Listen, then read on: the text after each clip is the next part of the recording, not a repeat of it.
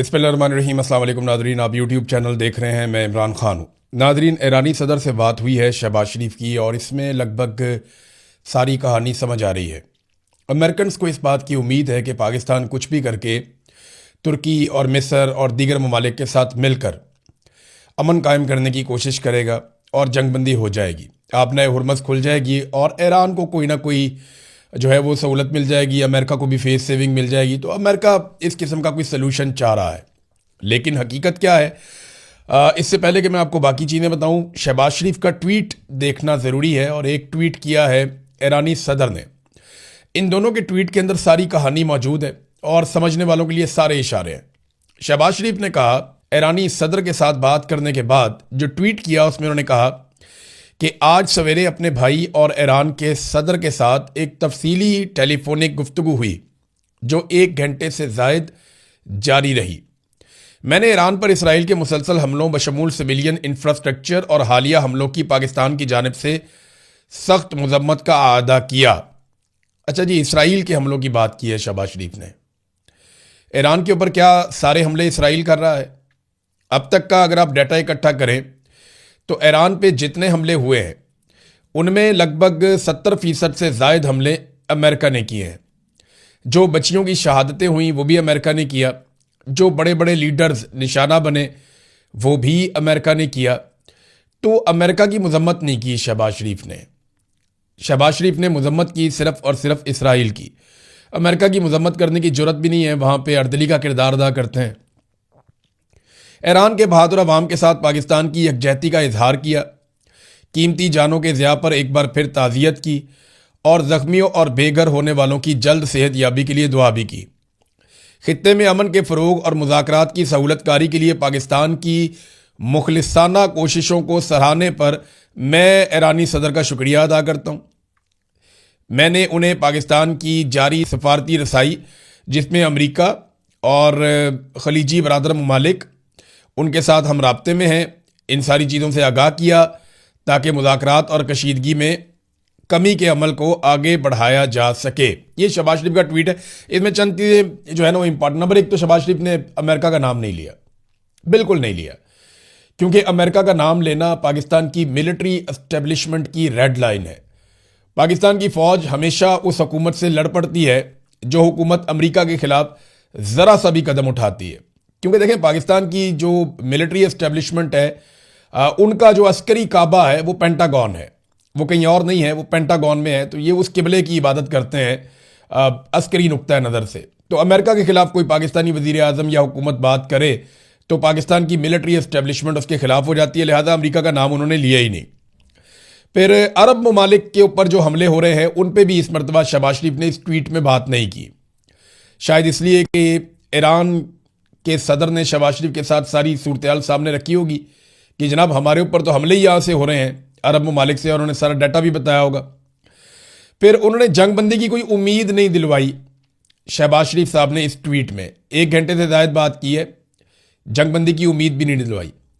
और ईरान की जानिब से जो मुतालबात या अमेरिका की जानिब से जो मुतालबात हैं उनका भी जिक्र नहीं किया। बाद वक़्त ऐसा होता है कि आप नेगोशिएशन में होते हैं तो आप कोशिश करते हैं कि मेन चीज़ें आप डिस्कस ना करें जब तक कि कोई नतीजा ना निकले। हो सकता है शहबाज शरीफ की या पाकिस्तान की एस्टेब्लिशमेंट की एक मत-ए-अमली हो कि जब तक कोई नतीजा नहीं निकलता, जो मेन बातें हैं या मुतालबात हैं उनको पब्लिक में डिस्कस ना किया जाए। लेकिन यहाँ पे कोई बड़ी उम्मीद वाली बात शहबाज शरीफ ने नहीं की, ना ही कोई आबनाए हुरमस का तस्करा किया है। ऐसा दिखाई देता है कि ईरान के सवालों के जवाब खित्ते में किसी के पास नहीं है, बल्कि दुनिया में किसी के पास नहीं है। अब आ जाए ईरानी सदर का जो ट्वीट आया उसको हम देख लेते हैं। उन्होंने शहबाज शरीफ का तस्करा तो नहीं किया, लेकिन एक जर्नल ट्वीट उन्होंने किया है और उनका ट्वीट यह है कि हम कई बार कह चुके हैं कि ईरान पहले करते हुए कोई जारहाना हमले नहीं करता, लेकिन अगर हमारे बुनियादी ढांचे या माशी मराकज़ को निशाना बनाया गया तो हम भरपूर जवाबी कार्रवाइयाँ करेंगे। खित्ते के ममालिक के लिए पैगाम, ये उन्होंने कहा जी कि अरब ममालिक, ये लाजमी बात है, उनके लिए पैगाम दे रहे हैं।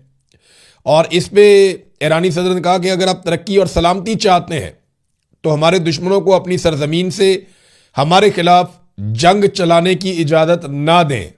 साफ कह दिया जी, अड्डे यहाँ पे ना दें आप। अगर आपके मुल्कों से हमारे ऊपर अटैक होगा तो आपकी सलामती और आपकी तरक्की ये दोनों खतरे में पड़ जाएंगे। ये एक साफ धमकी या वार्निंग आप इसको कह लें कि अगर हमारे ऊपर आपके मुल्क से हमला होगा तो हम वापस आपके मुल्क पे अटैक करेंगे, आपकी तरक्की को भी खतरा होगा, आपकी सलामती को भी खतरा होगा। अब जो ईरानी सदर का ट्वीट है उसके अंदर भी आप ये देख लें कि उससे बज़ाहिर नज़र आ रहा है कि वो कोई फौरी तौर पे जंगबंदी नहीं करना चाहते और अमरीकी शराइत पर जंगबंदी का उनका इरादा लगता भी नहीं है। वो आबनाए हुर्मुज़ को खोलने पर राज़ी नहीं है, ऐसा दिखाई देता है, और उन्हें किसी पे एतबार नहीं है। रूस और चीन समेत उन्हें ज़रूर कोई ना कोई ऐसी ताकतवर मदद और मिल रही है जिससे ईरान को ये लगता है कि वो लंबे अरसे तक रेजिस्टेंस कर सकता है, मुकाबला कर सकता है। अब ये दिखाई भी दे रहा है। यानी पहले ऐसे कहा जाता था कि ईरान के महदूद मिसाइल और ड्रोन्स हैं वो ख़त्म हो जाएंगे, लेकिन ऐसा लगता है कि साथ साथ प्रोडक्शन हो रही है और सप्लाई ख़त्म नहीं हो रही। तो ईरान लगातार हमले करता जा रहा है। अभी हाल ही में उसने जो हमले किए हैं उन्होंने काफ़ी नुकसान पहुंचाया अमरीकी फ़ौज को। ये डाटा हमारे पास मौजूद है और ये डाटा बड़ा क्लियरली बता रहा है कि दो जगहों में मैंने आपको पिछले वीलॉग में कहा था ना, एक तो सऊदी अरब में एयरबेस के ऊपर अटैक किया, सुल्तान एयरबेस के ऊपर, और वहाँ पे अमेरिकन को नुकसान पहुँचाया। अब अमरीकी मीडिया भी उसके बारे में लिख रहा है। वहाँ पे अमेरिका के जो रीफ्यूलिंग के जो तैयारे हैं वो कुछ तबाह हो गए हैं, कुछ दीगर सिस्टम था अमेरिका का वो तबाह हुआ, अमरीकी फ़ौजी भी वहाँ पे ज़ख्मी हुए, तो काफ़ी नुकसान अब अमरीकी मीडिया भी बता रहा है। दूसरा, ईरानी फ़ौज के तर्जुमान ने भी अब स्टेटमेंट दे दिया है कि कारक जजीरे पे हमले के लिए जो अमेरिकन पर तोड़ रहे थे कुवैत के एक जजीरे से, वहाँ पे उन्होंने कहा जी हमने बड़ा खौफनाक हमला किया है, और जो उन्होंने नंबर दिया वो तो बूबयान जजीरे और अमरीकी एयरबेस जो सऊदी अरब के अंदर है, इन दोनों जगहों पे उन्होंने कहा जी हमें इत्तला मिली थी कि 500 से ज़ायद अमरीकी फ़ौजी जमा हुए हैं जिन्हें निशाना बनाया गया और उनमें से कई मारे गए हैं और बहुत सारे ज़ख्मी हैं। ये दावा है जनाब ईरान की जानिब से, और ईरान के फ़ौज के तर्जुमान उन्होंने ये स्टेटमेंट दिया है, ब्रिगेडियर जुल्फ़िकारी ने। उन्होंने कहा जी कि अमरीकी एयरबेस जहाँ पे वो सऊदी एयरबेस है वहाँ पे अमेरिकन अपना काम करते हैं, और बूबयान का जजीरा ये कुवैत में है, इनमें फ़ौजी जमा हो रहे थे, एक जगह पे 100 से ज़ायद से और एक जगह पे 400 के करीब। वॉल स्ट्रीट जर्नल ने भी इस खबर को कंफर्म कर दिया है। यानी ऐसा नहीं है कि ये सिर्फ ईरानी दावा है, बल्कि अमरीकी मीडिया अब कंफर्म कर रहा है कि ये बड़े हमले हुए हैं। अच्छा, कुछ बड़े हमले ईरान के ऊपर हुए हैं और उन्होंने काफ़ी नुकसान पहुंचाया है अभी हाल ही में। उन हमलों की तरफ जाने से पहले शहबाज शरीफ साहब ने जो एक झूठ बोला था कि पूरी दुनिया में तेल की कीमतें बहुत ज़्यादा बढ़ गई हैं, हमने वो डाटा निकाला, हमने चेक किया कि शहबाज शरीफ साहब ने तो बहुत कीमतें बढ़ा दी हैं। क्या दुनिया में किसी और ने भी ऐसे किया है? तो जो शहबाज शरीफ ने दावा किया उस तरह नहीं हुआ। दुनिया में तेल की कीमतें उस तरह नहीं बढ़ी जैसे शहबाज शरीफ ने दावा किया कि दुगनी से ज़्यादा हो गई हैं, ऐसा नहीं हुआ। बल्कि इंडिया ने अपने शहरियों को एक रिलीफ दिया है। भारत की मौजूदा हुकूमत ने ऑयल बहरान में अवाम को रिलीफ देने के लिए बहुत बड़ा कदम उठाया। पेट्रोल के ऊपर जो ड्यूटी थी वो 13 रुपए से कम करके 3 रुपए कर दी। यानी जंग के दौरान जब पेट्रोल की किल्लत पैदा हो रही है तो हुकूमत ने अपना मुनाफा कम कर दिया, यानी 13 रुपए से कम करके 3 रुपए फी लीटर पे ले आए, और पाकिस्तान में 100 रुपए वाली लेवी को उठा के 300 रुपए कर दिया।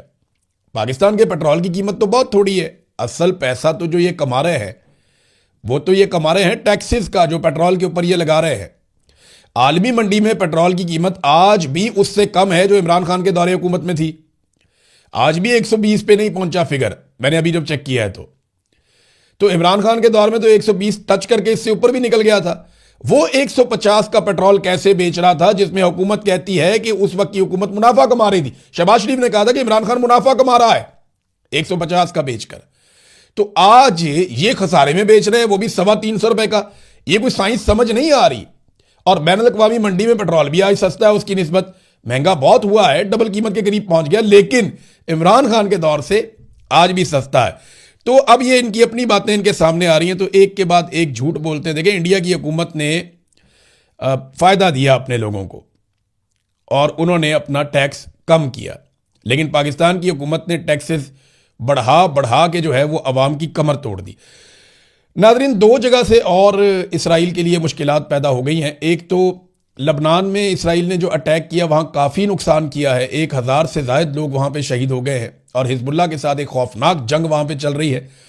हिजबुल्लाह ने वापस इसराइल के ऊपर हमला किया, और हिजबुल्लाह और इनके बीच में, इसराइल के बीच में जो लड़ाई चल रही है, इसमें टैंक तबाह कर दिए उन्होंने इसराइल के, और बाकायदा उसकी वीडियो भी जारी कर दी है। जबकि हौसी जो यमन वाले हैं वो भी लड़ाई में उतर चुके हैं। उन्होंने अपना पहला मिसाइल हमला किया इसराइल के ऊपर, जिसकी कंफर्मेशन इसराइली मीडिया ने दे दी है कि हौसियों की जानिब से पहला अटैक किया गया है। जबकि हौसी अब ये कह रहे हैं कि वो लगातार हमले करेंगे इसराइल पर और वो इस लड़ाई का हिस्सा बनेंगे। वो इस खित्ते में अमेरिकन और इसराइली अहदाफ को निशाना बनाएंगे। तो ये एक ग्रोह और आ गया, लड़ाई के अंदर शामिल हो गया। ये हौसी वही हैं जिनकी सऊदी अरब की गवर्नमेंट के साथ भी बड़ा अरसा लड़ाई चलती रही है। यमन में और सऊदी अरब में मिसाइल भी गिरते रहे हैं। जबकि सऊदी अरब में जो अमरीकी दिफाई निज़ाम था वो हौसियों के मिसाइलों को नाकाम बनाता रहा, लेकिन इस वक्त जो फ़िज़ाई दिफाई निज़ाम है पूरे खित्ते में वो तहस नहस हो चुके हैं। उनकी वो हालत नहीं है जो माजी में हुआ करती थी। गो के अभी भी वो काम कर रहे हैं, लेकिन अगर आप उनकी कैपेसिटी को देखें तो वो 30%, 40% या किसी जगह पे 20% वो इतना काम कर रहे हैं। पहले जो 100% काम किया करते थे। तो हालात अब बड़े मुश्किल है। अगर कोई मिसाइल आता है तो उसको इंटरसेप्ट करना, उसको रोकना, क्योंकि देखिए इंटरसेप्टर्स भी कम होते जा रहे हैं। अब मिसाइल बहुत महंगे हैं, उनको रोकना बहुत मुश्किल है। फिर एक एक मिसाइल को रोकने के लिए, ड्रोन को रोकने के लिए 4-4 मिसाइल इन्होंने शुरू में दागे हैं। तो बहुत बड़ी मिकदार में अपने हथियारों को ज़ाया किया है अमेरिका ने और इसराइल ने इस पूरे रीजन में। पेंटागन के अंदर इस बात की एक फिक्र भी है कि जितने मिसाइल हम पूरे साल में बनाते हैं उतने मिसाइल तो ये चंद दिन में चला देते हैं। यानी अभी 1 महीने की लड़ाई में इतने मिसाइल चला दिए गए हैं कि एक डाटा शेयर किया गया इंटरनेशनल मीडिया पे और उसमें बताया गया कि, और ये अमेरिका से है, कि 7 से 9 महीनों में अमेरिका इतने हथियार नहीं बना सकता जितने हथियार अमेरिका ने इस्तेमाल कर लिए हैं ईरान के खिलाफ अब तक। सिर्फ तेहरान पे जो बम गिराए गए हैं या मिसाइल गिराए गए हैं उनकी तादाद 3000 से जायद है। और ये मैं इसराइल और अमेरिका के टोटल हथियारों की बात कर रहा हूं। नादरीन, ये तुर्की ने खबरदार किया इसराइल के हवाले से। तुर्की के वज़ीर ख़ारजा ने एक मरतबा फिर कहा है कि मुस्लिम ममालिक को सब्र का मुज़ाहरा करना चाहिए और इसराइल ये चाहता है कि मुसलमान मुल्क आपस में तवील अरसे के लिए लड़ पड़ें आपस में और मुसलमान इस जाल में बिल्कुल ना फंसें। देखिए, मशरिक़ वस्ता में जब मुसलमान मुल्क आपस में लड़ेंगे तो फ़ायदा किसका होगा? एक्चुअली तो एक्सपेंशन सऊदी अरब ने तो नहीं करनी, किसी और ने भी नहीं करनी यहाँ पे। हाँ, यूएई का कभी कभी ऐसा लगता है कि शायद वो अपने आप को एक्सपेंड करें दूसरे इलाकों तक, लेकिन और किसी को यहाँ पे शौक भी नहीं है। ना ही ईरान कोई एक्सपेंशन करने जा रहा है। अपने मुल्क को बड़ा करने का ख्वाब तो सिर्फ इसराइल का है। तो जब मुसलमान ममालिक आपस में लड़ेंगे तो कमज़ोर हो जाएंगे और इसराइल का काम आसान हो जाएगा। उम्मीद की जा रही है कि पाकिस्तान में जो वज़राए ख़ारजा इकट्ठे हो रहे हैं, चाहे वो तुर्की के हैं, सऊदी अरब के हैं, मिस्र के हैं, इन तीनों के भी अपने अपने मफादात हैं, अपनी अपनी पॉलिसी है और इन तीनों को ये जंग सूट नहीं करती, तीनों के लिए प्रॉब्लम क्रिएट हो रही है। तो ये तीनों ममालिक जो इकट्ठे हो रहे हैं पाकिस्तान में, इससे उम्मीद की जा रही है कि मुसलमान मुल्क मजीद होल्ड करेंगे। और शहबाज शरीफ के ट्वीट से ना मैंने एक और बात अखज़ की है कि पाकिस्तान की मिलिट्री एस्टेब्लिशमेंट को ये बात तो समझ आ गई है कि अगर वो ईरान के साथ जंग में जाते हैं तो पाकिस्तान के अंदर वो हालात को कंट्रोल नहीं कर पाएंगे। आर्मी चीफ ने सिर्फ शिया उलमा को बुलाकर थोड़ा सा सख्त लहजा इस्तेमाल किया और उसके ऊपर इतना खौफनाक रद्द-ए-अमल आया कि कलादम तंजीमों के लोगों की मदद लेनी पड़ गई पाकिस्तान की मिलिट्री एस्टेब्लिशमेंट को। यहां से इन्हें अंदाज़ा हो गया कि अगर ईरान के साथ पाकिस्तान खुदा न खास्ता किसी बराह रास्त जंग में चला जाता है अमेरिका और सऊदी अरब के कहने पर, तो ऐसी सूरत हाल में पाकिस्तान के अंदर जो हालात पैदा होंगे, पाकिस्तान की एस्टेब्लिशमेंट उन्हें कंट्रोल नहीं कर पाएगी। अमेरिका ने हज़ारों फौजी भेजे हैं खलीजी ममालिक में और अब एक बड़ा बहरी बेड़ा मजीद रवाना किया है। USS George H.W. बुश, ये मशरिक़ वस्ता के लिए रवाना कर दिया गया है। इससे पहले एक उनका जो बहरी बेड़ा है उसमें आग लग गई थी, बहुत सारे अमरीकी ज़ख्मी हो गए थे, सैकड़ों का इलाज चल रहा है यूनान में और वो वहाँ पहुँच गए, वहाँ पे जाके उसको ठीक किया जा रहा है। एक और बहरी बेड़ा अमेरिका ने रवाना किया है। तो ये इस बात की निशानदेही है कि लड़ाई जल्दी रुकने वाली नहीं है। वो अपने फौजियों की तादाद बढ़ा रहे हैं, खित्ते में अपने जहाज़ भिजवा रहे हैं, अपने बहरी जहाज़ बेड़े भिजवा रहे हैं और वो अपने हथियार मज़ीद मंगवा रहे हैं इस रीजन के अंदर। मगर उन्हें अपने पुराने जो हमायती हैं, जो पुराने इत्तेहादी हैं, वो अभी तक मैसर नहीं है।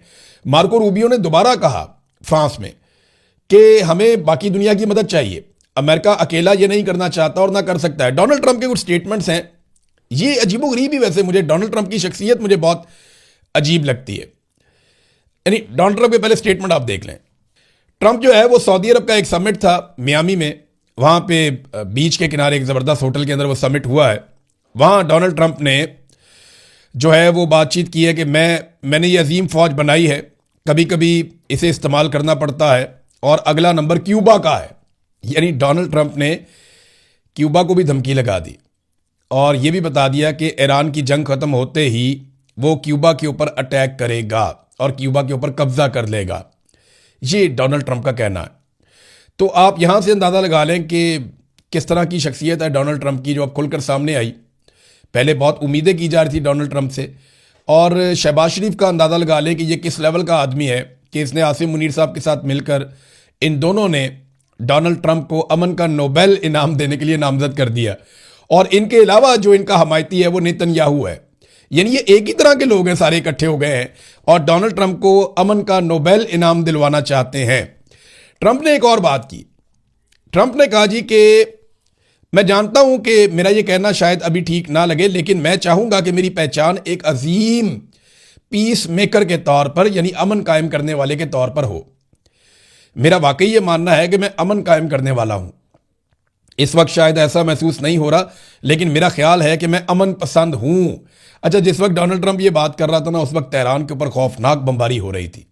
उस वक्त अमेरिका और इसराइल मिलकर ईरान की स्टील की इंडस्ट्री को तबाह कर रहे थे। मुबारका में, खोस्तान में, असफहान में बैक वक्त हमले किए गए और ईरान की स्टील और लोहा पैदा करने की जो सलाहियत है उसको तबाह कर दिया गया। यानी इसको ईरान की रीढ़ की हड्डी भी कहा जाता था। ये ईरान की दूसरी ऐसी प्रोडक्ट है जो वो एक्सपोर्ट करके पैसा कमा सकता था। यानी इसका जो हुजम है वो लगभग 6.5 अरब डॉलर है और ये दूसरी बड़ी बरामदी आइटम है ईरान की। तो ईरान की ये इंडस्ट्री जब तबाह की तो उसके बाद ईरान ने भी ऐलान कर दिया कि वो इसके बदले में इसराइल की रीढ़ की हड्डी को तबाह करेगा। और वो कौन सी है? वो आईटी है। यानी आईटी का शोबा, एआई का शोबा, जो इसराइल के अंदर बहुत बड़ी बड़ी कंपनीज मौजूद हैं जहां पे काम होता है दिन रात।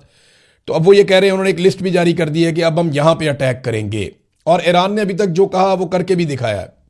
तो ऐसा दिखाई देता है कि इसराइल ने ईरान को जिस तरह का मुआशी नुकसान पहुंचाया, ये स्टील के कारखाने तबाह करके, स्टील मिल्स को बर्बाद करके, अब बदले में ईरान इसराइल के अंदर जो आईटी इंडस्ट्री है उसको निशाना बनाएगा और वहां पे बहुत तबाही होने जा रही है।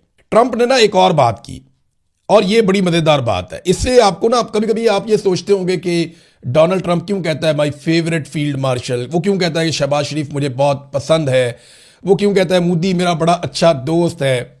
यानी जो भी दुनिया के अंदर करामत आदमी होता है, डोनाल्ड ट्रंप उससे नफरत करता है। यानी आप ये देखें ना कि स्पेन के वज़ीर आज़म से नफरत करता है, फ्रांस में नफरत करता है, जर्मनी से ऐसे ही बात करता है, जो आपके स्कैंडिनेवियन कंट्रीज हैं या कैनेडियन वज़ीर आज़म है उन सब से नफरत करता है डोनाल्ड ट्रंप। जितने भी काबिल लोग हैं उन सब के खिलाफ हो जाता है। बराक ओबामा एक काबिल आदमी था, उसके भी खिलाफ हो गया था। तो डोनाल्ड ट्रंप कैसे लोगों को पसंद करता है आज उसने खुद ही बता दिया।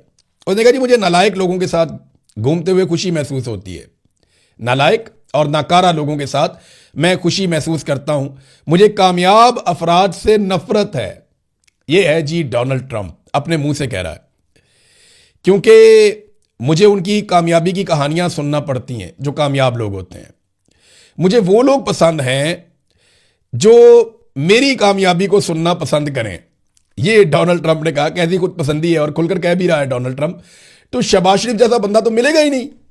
कैसे सल्यूट मारता है, कमाल किस्म का स्टेटमेंट देता है खड़ा होके, बार बार सल्यूट मारता है, फिर आंख भी मारता है, फिर बहुत ज्यादा बूट पॉलिश भी करता है, फिर ये कहता है कि आप दुनिया के सेवियर हैं, फिर ये कहता है आपने लाखों करोड़ों की जान बचाई है, फिर ये कहता है कि आप ना होते तो पता नहीं दुनिया का क्या हो जाता। तो ट्रंप को तो खुदा बनाकर रख दिया शहबाज शरीफ ने। तो शहबाज शरीफ जैसे लोग, यानी ट्रंप ने बताया कि मुझे खुशामदी बहुत पसंद है, नालायक किस्म के लोग बहुत पसंद है। तो शहबाज शरीफ तो वाकई इस क्राइटेरिया पे पूरा उतरते हैं। शानदार आदमी है जिसको डोनाल्ड ट्रंप पसंद कर रहा है और खुलकर कह भी रहा है कि जनाब मुझे तो बहुत पसंद है।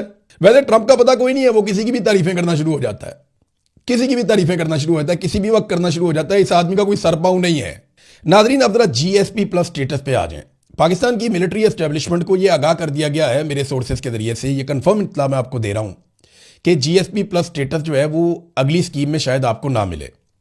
देखिए, ये स्कीम पहले आपकी 10 साल के लिए आई थी, 2013 में गालिबन, और ये 2023 में शायद ख़त्म हो गई थी। फिर उसको थोड़ा एक्सटेंड कर दिया गया था, 2-3 साल के लिए, 4 साल के लिए हो जाती है, मुझे एग्जैक्टली टाइम नहीं पता। लेकिन अब दोबारा ये स्कीम ख़त्म होने का वक्त आ रहा है और पाकिस्तान को जो सवालात यूरोपीय यूनियन ने दिए हैं, पाकिस्तान के पास उनके जवाब नहीं है। सादी बात यह है कि पाकिस्तान में जुल्म, बर्बरियत, जबर, फस्तायत, फौजी अदालतें, अदलिया पे कंट्रोल, मीडिया पे कंट्रोल, तालिबान को बेअसर करना, आज़ादी इज़हार राय पे कदगन, जबरी गुमशुदगियां और जंगी जराइम, ये वो सारी ऐसी चीज़ें हैं जो रास्ते में रुकावट बन जाएंगी कि आपको GSP प्लस स्टेटस ना मिले। तो पाकिस्तान की मिलिट्री एस्टेब्लिशमेंट को इस बात का पता चल गया कि GSP प्लस स्टेटस हमारी करतूतों की वजह से जाने वाला है या जा सकता है। इन्हें यह कहा गया कि अगर आप कुछ कर सकते हैं तो कर लीजिए, कुछ ताल्लुकात लगा सकते हैं तो लगा लीजिए, यूरोपीय यूनियन पे दबाव डाल सकते हैं तो डाल लीजिए। अब पाकिस्तान डोनाल्ड ट्रंप का दरवाजा खटखटाएगा, मुख्तलिफ जगहों पे जाएगा और कोशिश करेगा, हो सकता है कि बचाने में कामयाब हो जाए, लेकिन इम्कानात कम है। और अब इसका मलबा किस पे डालें? तो मलबा डालने के लिए इन्हें इमरान खान का बेटा मिल गया जिसने GSP प्लस स्टेटस के बारे में बात ही नहीं की। मैं ये सोच रहा था ये हुआ क्या है। असल खबर तो अब आई है कि इनकी करतूतों की वजह से GSP प्लस स्टेटस इंतहाई खतरे में है इस वक्त, और उसको बचाने के लिए इनके पास कोई जवाब नहीं है। सिर्फ सिफारिशें लगा रहे हैं, भाग दौड़ कर रहे हैं, जूते पॉलिश कर रहे हैं, और कुछ भी नहीं है। इनके पल्ले कख नहीं है। तो ताजरों को अब दबाव डाला जा रहा है कि निकल के प्रेस कॉन्फ्रेंस करो इमरान खान के बेटे के खिलाफ। कभी किसी को खड़ा कर देते हैं, कभी किसी को खड़ा कर देते हैं। भाई वो एक नौजवान है, उसके कहने के ऊपर ये स्टेटस चला जाएगा इतने बड़े एटमी मुल्क का। यार होश के नाखून लें, लोग बेवकूफ तो नहीं है, लोग सादे जरूर हैं लेकिन इतने बेवकूफ नहीं है कि आपकी ऐसी बातों में आ जाएंगे। जनाब इमरान खान के बेटे ने एक बयान दिया और उसमें GSP प्लस का जिक्र भी नहीं किया और वो स्टेटस आपसे चला गया। स्टेटस गया आपकी करतूतों की वजह से, जो आपने पाकिस्तान में मेरे साथ किया, लोगों के साथ किया, पाकिस्तानियों के साथ किया, जो आप लगातार सियासी कैदियों के साथ कर रहे हैं, जो आपने अदलिया के साथ किया, पार्लिमान के साथ किया, जो आपने अकलियतों और इंसानी हकूक के साथ किया, जो आपने लोगों का कत्लेआम किया और बार बार किया। तो इस और जो आप पीका लेकर आ गए, ये सारी चीजें खिलाफ हैं यूरोपीय यूनियन के साथ किए हुए उन मुआहदों के जो आपने उनके साथ किए थे। बहरहाल ये खबर तो आ गई है, कुछ और खबरें नेक्स्ट वीलॉग में देता हूं। अब तक के लिए इतने, अपना ख्याल रखिएगा, अपने चैनल का भी। अल्लाह हाफ़िज़।